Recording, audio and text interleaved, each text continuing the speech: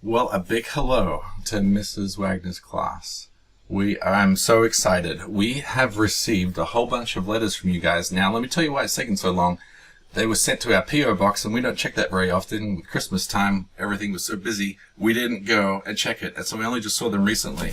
But I have a whole bunch of letters here that I got from you guys, and they just touched my heart. They were so nice, and I wanted to read through a couple of them. There were some extra questions in there, so I thought I'd take the time to try to answer those. But I wanted to just give every single one of you who wrote me a letter, every one of you, I absolutely love them. They made me tear up. They made me laugh. They were excellent. So thank you so much. So I wanted to read a couple of them that had further questions, and I'll see if I can answer them. And so this is one of them. Looks like Atella. I'm not sure if I'm pronouncing that right.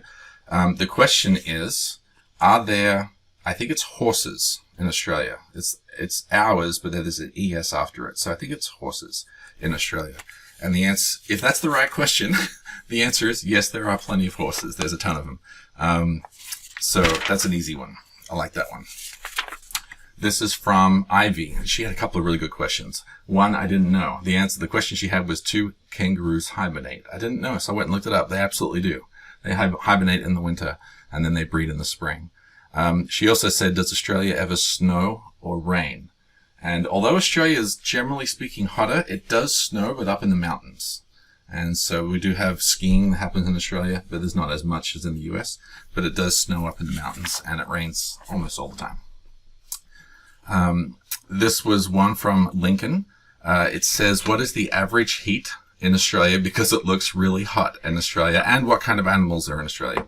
So the average heat is from like 65 to 80 degrees Fahrenheit, probably.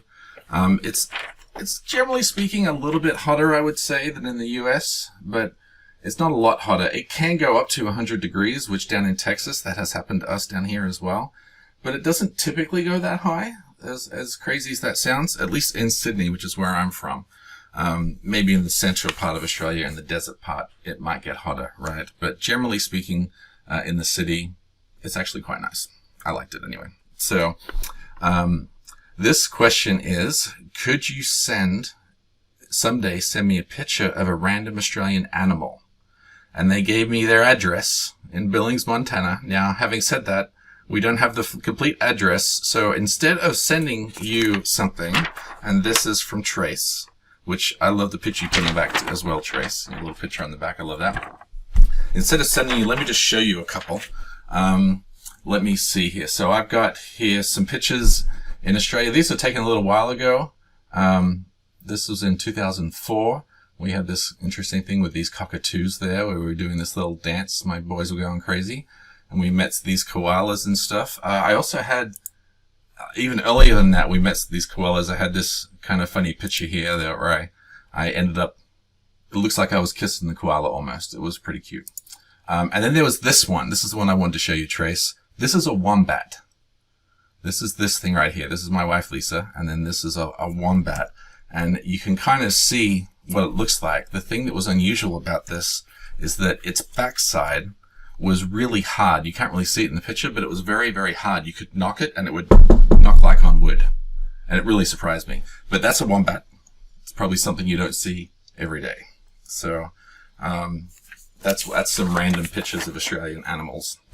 Okay, what's next here? We have from Abby. Oh, this was such a smart question. She said, how do you go from the left side of your car to the right side of the car? So Abby must be pretty smart. So I don't know if you guys realize, but in Australia, we actually drive on the other side of the road. And therefore, the steering wheel in the car is also on the other side.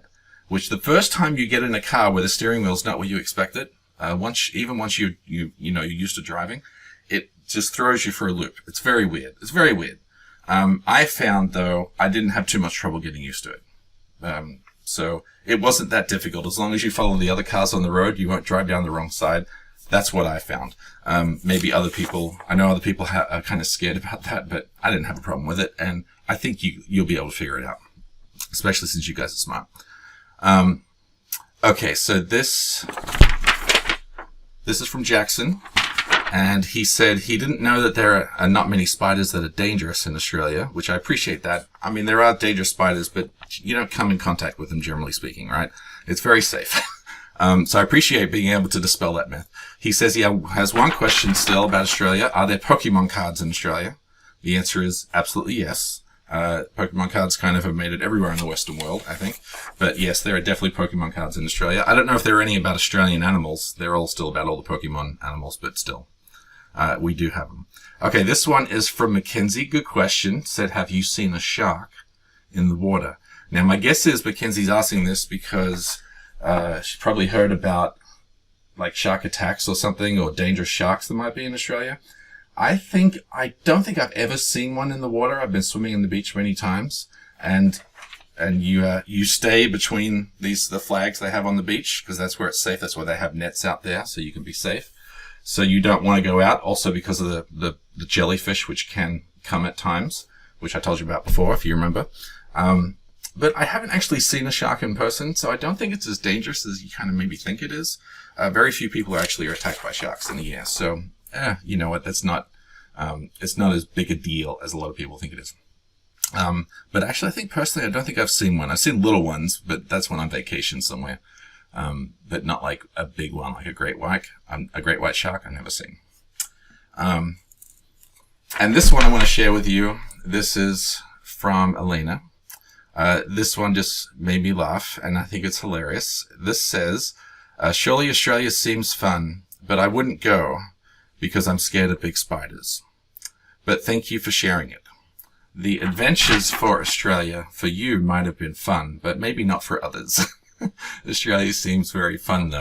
Now there's no question here. I just wanted to read that because it made me laugh. And Elena, maybe when you're older, you'll see how cute that is. That was just very wonderful sharing that. And I understand that you don't like big spiders, and I think you'd probably be fine if you went because you probably wouldn't see any at all, but I completely understand. That's totally up to you.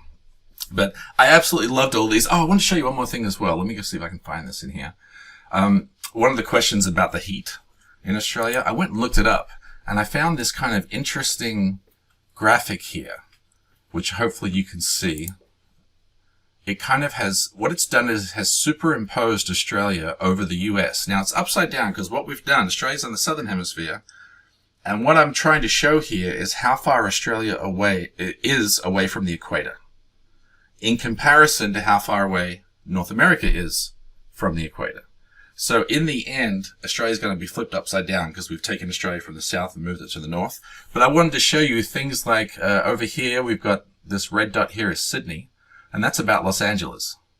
So Sydney's about the same latitude as Los Angeles, and it's going to therefore have about the same weather. And we do have this one way down in the south of Australia is Hobart, and that's about the level of Boston. But nothing in Montana. We don't have anything as far away from the equator as Montana. So it's never going to get as cold in Australia as it does in Montana. But I wanted you to kind of just see here, the bulk of it is kind of over Mexico. So Australia, I think generally speaking, is going to be hotter on average because of this fact. Although I tell you what, I'm not a weatherman, so I don't really know. But that's just what it seems to me. It seems logical anyway. But I thought this was an interesting little overlay to kind of give you a feeling, first off, of how big Australia is. It is about the same land mass as the contiguous 48 states in North America. It's a little bit smaller, but it's about the same. And but it is significantly closer to the equator. So therefore, it's going to be hotter. So I thought that was just a neat little deal, just in case you'd be interested in that. So I just wanted to thank you guys again. I had so much fun, and I loved reading your notes. That was very, very kind of you, and I'm sorry for being remiss in replying so late, but I very much appreciate it. I hope you guys love your teacher. She is great, and give her a big old hug from this Australian, since I can't be there to do it myself, so you'll have to do it for me. I love you guys. We'll see you. Bye.